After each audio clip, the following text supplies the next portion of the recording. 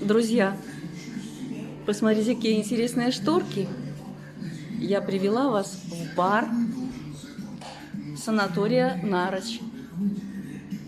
Шикарный вид на озеро, прекрасное сиденье, барная стойка.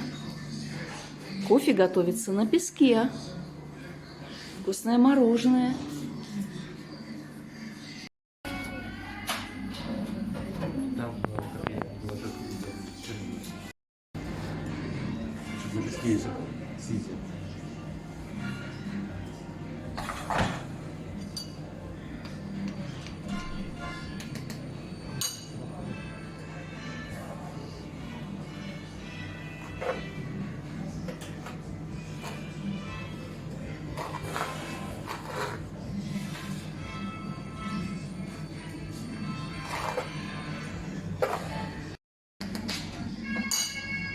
Сейчас еще на песке.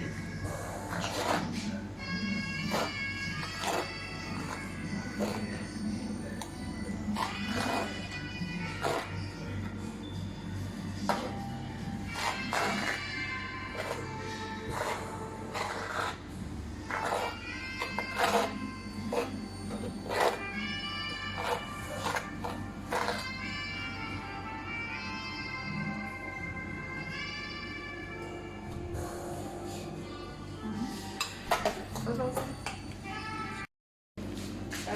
Где тоже попробуйте. Обед?